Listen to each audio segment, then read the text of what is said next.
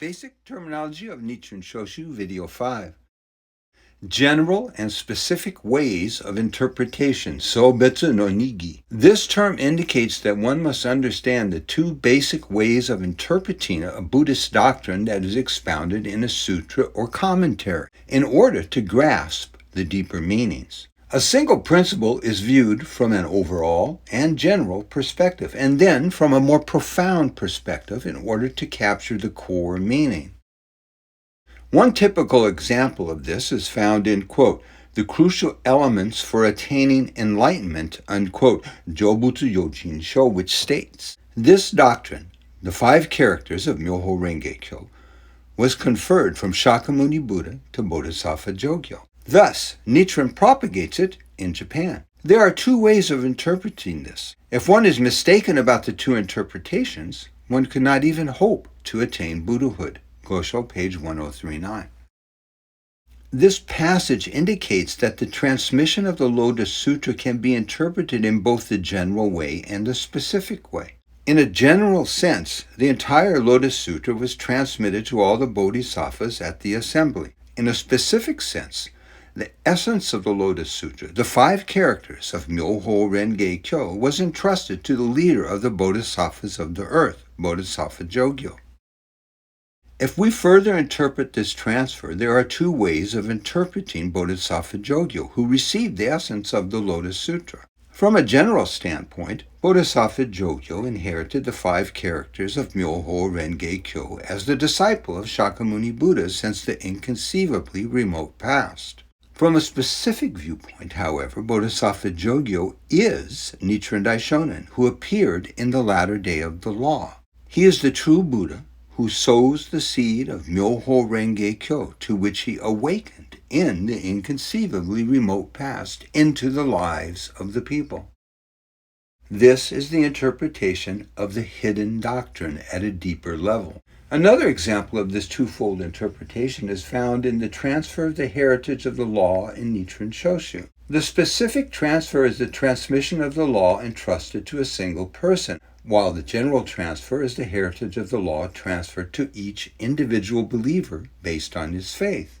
Therefore, interpretations of the doctrines and transmission must first be made from a general perspective, then from a specific or deeper perspective. This is the only way to gain an understanding of true Buddhism, which enables us to attain Buddhahood. Good influences and evil influences, Zenshi Shiki Akushi Shiki. Good influences means good friends, good acquaintances, or good teachers. They teach Buddhist reason and lead the people to the Buddha's teachings. On the other hand, evil influences refer to those who prevent people from carrying out the Buddhist practice and delude people by teaching evil doctrines. In the, quote, words and phrases of the Lotus Sutra, unquote, Hokeki Mangu, the great teacher Tentai expounds the 4 types of good influences as follows. Good influences of external protectors who protect practitioners of the correct teachings and assist them in propagating Buddhism. Good influences of teachers who expound the teachings of Buddhism. Good influences of fellow practitioners who encourage each other and practice together toward the same objectives. Good influences of the true entity which guides all living beings to Buddhahood. Nichiren Daishonin expounds in, quote, 3 Tripitaka masters pray for rain, unquote, Sanza nyo ki no koto. Therefore, the best way to attain Buddhahood is to meet good influences. How useful can our shallow intelligence be for attaining Buddhahood? Gosho, page 873. In this Gosho passage, the Daishonin teaches that in order to attain Buddhahood, it is extremely important to encounter good influences. On the contrary, regarding evil influences, the Daishonin states, in quote, reply to Lord Hoshina Gorotaro, even though a mad elephant may kill you, you will not fall into the 3 evil paths. Whereas once evil influences mislead and deprive you of your good heart, you invariably fall into 3 evil paths. A mad elephant can only destroy your body, but evil influences bring the good law to ruin. Gosho, page 367. Quoting from the Nirvana Sutra, the Daishonin teaches that evil influences destroy one's good heart and cause one to have doubts in Buddhist practice. On the other hand, in the Gosho, quote, on the Buddhist behavior, unquote, Chujuon Furamai Gosho, the Daishonin cites the example of the relationship between Shakyamuni Buddha and Devadatta to explain that evil influences can become good influences because, depending on our faith, they could help us grow in our Buddhist practice for attaining Buddhahood. Great law of the sowing hidden in the depths of the Lotus Sutra. This term refers to Nam-myoho Renge Kyo, or the enlightenment of the true Buddha of the infinite past of Kuon-ganjo. Nam-myoho Renge Kyo, hidden in the depths of the lifespan Juryo, 16th chapter of the Lotus Sutra, is the entity of the law of the Buddhism of the sowing. It was revealed by Nichiren Daishonin, who made his advent in the latter day of the law as the true Buddha. Nichiren Daishonin teaches in the, quote, letter to Akimoto Gosho, all the Buddhas of the three existences and the 10 directions have attained Buddhahood only through the 5 characters of Myoho Renge Kyo, the seed of enlightenment, Gosho, page 1448. As the Daishonin states, attaining Buddhahood is impossible without receiving the seed of the great law from the true Buddha. Great purpose of all Buddhas for making their advent. Ichidaiji inen. The purpose of all Buddhas for making their advent into the world is elucidated in a passage from the Expedient Means, Hoben's 2nd chapter of the Lotus Sutra, which states, the Buddhas wish to open the door of Buddha wisdom to all living beings, to reveal it, to make them realize it, and guide them to the path of Buddha wisdom. For this very reason, the Buddhas appear in the world. Hokkekyo, page 101. The great purpose of Shakyamuni Buddha's advent was to preach the Lotus Sutra. For the Daishonin, it was to reveal the 3 great secret laws. Guardian deities, Shoten Zenshin. The guardian deities are bodhisattvas who vow to protect the votaries of the Lotus Sutra in the latter day of the law. They are depicted in the introduction, Jo, 1st, the Dairani 26, and some other chapters of the Lotus Sutra. Nichiren Daishonin remonstrated with Bodhisattva Hachiman on the way to the Tatsunokuchi execution grounds to reprimand him for not carrying out his vow to protect those who practice the Lotus Sutra. Some Gosho passages expound upon the guardian deities from a profound viewpoint. In quote, on remonstrating with Hachiman, unquote, the Daishonin teaches that the true entity of the great Bodhisattva Hachiman is Shakyamuni Buddha, who made his advent in India to expound the Lotus Sutra, the true and honest teaching. His provisional status manifests as the great Bodhisattva Hachiman, or Tensho Daijin, to protect the votaries of the Lotus Sutra. In the Gosho, quote, the real aspect of the Gohonzon, unquote, the Daishonin discusses this from the viewpoint of meaning hidden in the depths of the lifespan Juryo's 16th chapter. All the Buddhas, the Bodhisattvas, and the great sages, as well as the 8 kinds of lowly beings of the 2 realms who assembled in the introduction, Jo 1st chapter, dwell in this Gohonzon. Illuminated by the 5 characters of Myoho Renge Kyo, they display their august appearances which are inherent in the Gohonzon. Gosho, page 1387. As this Gosho passage states, the guardian deities function to protect the votaries of the Lotus Sutra as part of the power of the great mandala of the oneness of the person and the law. However, in the Gosho, which covers a wide range of the teachings on the true law, there are cases where the powers of the various Buddhas, the Bodhisattvas, the gods of the sun, the moon, the stars, the demon goddess and her 10 daughters, as well as the ancient Japanese deities such as Tensho Daijin and great Bodhisattva Hachiman, are specifically referred to in order to teach the law according to the capacity of the people. Heritage of the law, Kechimaku. This indicates both the heritage of the entity of the law and the heritage of faith. The heritage of the entity of the law is the specific transfer of the living essence of Buddhism from master to disciple.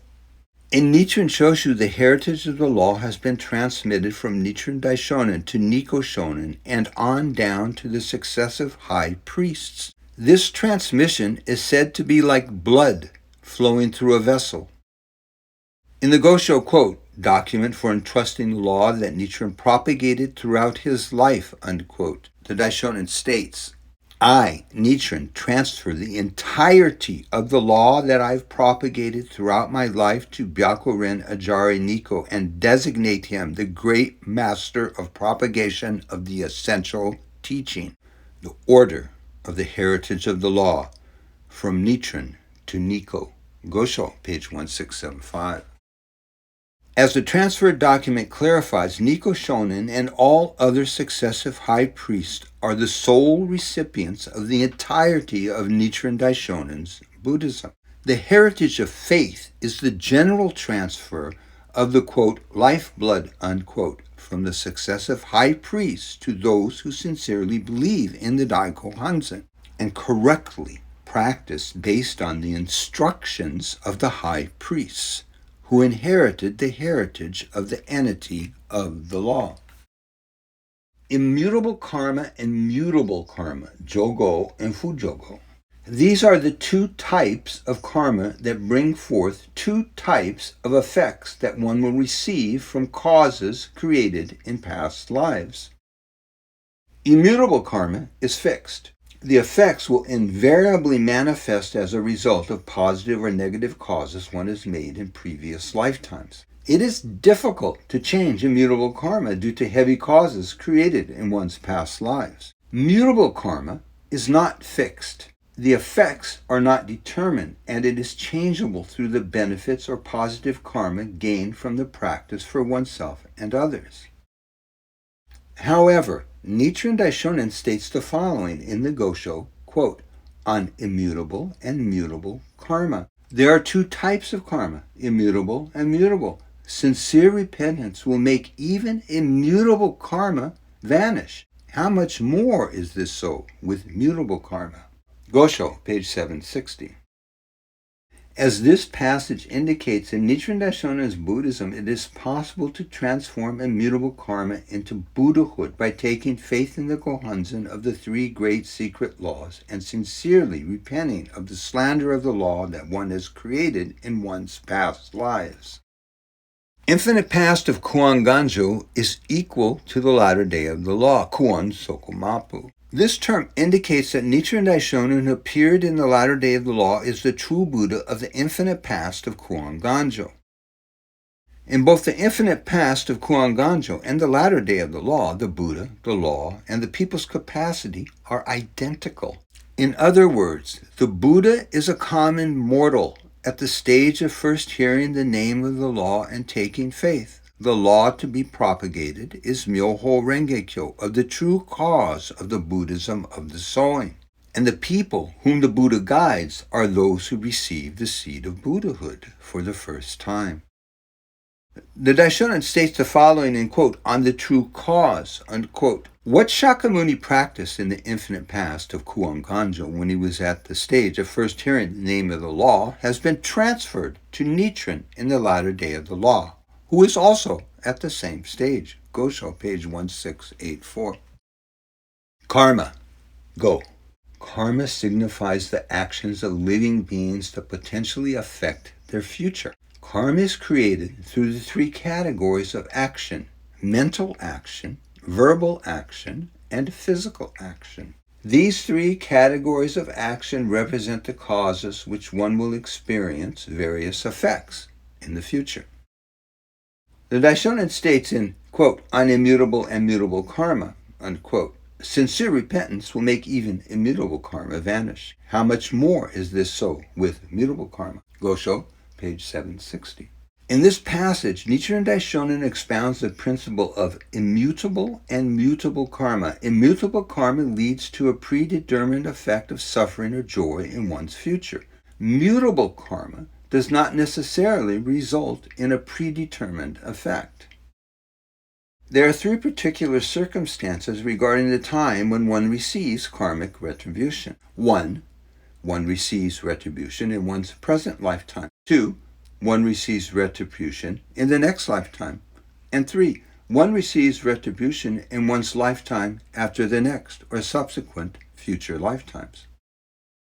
Buddhism teaches that the different characteristics that people possess, such as differences in the country of birth or place of residence, differences in personal abilities, and differences in appearance, are all based on the effect of their karma accumulated from previous lifetimes.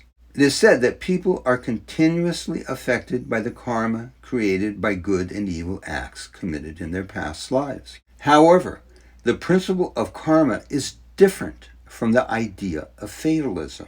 Therefore, it is important to understand that one can change one's life in the future through one's present good and evil actions. The Daishonin states, in quote, letter from Sado, unquote, Sado Gosho, it is impossible for one to fathom his karma. My exile is not due to any crime. It is solely to enable me to eradicate in this lifetime my heavy evil causes from past lives and to liberate me from the 3 evil paths in the next life. Gosho, page 580. Nichiren Daishonin teaches that even if one possesses evil karma, one can eradicate slanders against the law from past lifetimes and attain a better life state through the benefits of faith and practice of the 3 great secret laws in one's present lifetime.